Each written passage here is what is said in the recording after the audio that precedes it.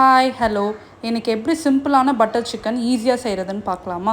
So நம்ம பன்னீர் butter masala செய்கிற மெத்தடே தான். பட் இதில் என்னென்னா சிக்கனை வந்து நம்ம மேரினேட் பண்ணணும். சரி, இப்போ எப்படி பண்ணுறதுன்னு பார்க்கலாமா? நான் 1/2 kg சிக்கன் எடுத்திருக்கேன். நல்லா க்ளீன் பண்ணி வாஷ் பண்ணி வச்சுருக்கேன். அதுக்கு தேவையான அளவு சால்ட், 1/2 ஸ்பூன் வந்து garam masala, 1 spoon chilli powder, 1 spoon இஞ்சி பூண்டு பேஸ்ட் அண்ட் 2 ஸ்பூன் தயிர் போட்டு நல்லா 1/2 hour வந்து மேரினேட் பண்ணி வச்சுக்கோங்க. இப்போ மசாலா எப்படி பண்ணுறதுன்னு பார்க்கலாமா? 1 ஸ்பூன் பட்டர் போட்டுக்கோங்க. நான் 6 வெங்காயம் வந்து ஃபைனாக சாப் பண்ணி வச்சுருக்கேன். அதை நல்லா வதக்கிக்கோங்க. இது ப்ரௌனாக வதங்கணுன்ற அவசியம் கிடையாது. 1 இன்ச் இஞ்சி, 5 பல் பூண்டு போட்டு நல்லா வதக்கிக்கோங்க. நான் மீடியம் சைஸில் 3 தக்காளி எடுத்திருக்கேன். ஸோ அதையும் ஃபைனாக சாப் பண்ணி வச்சுருக்கேன். அதுவும் போட்டு நல்லா வதக்கி எடுத்துக்கோங்க. இந்த அளவுக்கு வந்து நல்லா வதக்குனா போதும்.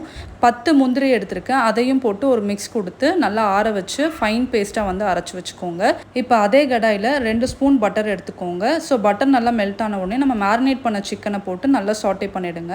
நல்லா சாட்டே பண்ணிவிட்டு தட்டு போட்டு மூடி ஒரு 15 minutes வந்து நல்லா குக் பண்ணுங்கள். இதில் தண்ணி எதுவுமே நம்ம ஊற்ற தேவையில்லை. சிக்கன்லேருந்தே வந்து தண்ணி விடும். ஸோ இந்த அளவுக்கு நல்லா குக் ஆனவுடனே நல்லா ட்ரை ஆனவுடனே தனியாக எடுத்து வச்சுக்கோங்க.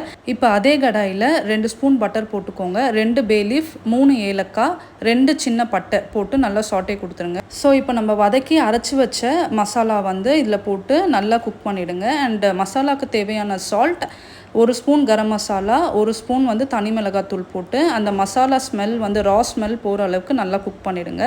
இப்போ நம்ம தனியாக பட்டரில் வந்து சிக்கன் சாட்டே பண்ணி வச்சுருந்தோம்ல, ஸோ அந்த சிக்கனையும் வந்து இதில் போட்டு ஒரு நல்லா குக் பண்ணிவிடுங்க. இது ஒரு 5 minutes நல்லா குக் பண்ண அப்புறம் நான் 1/2 ஸ்பூன் வந்து சுகர் வந்து போட்டிருக்கேன்.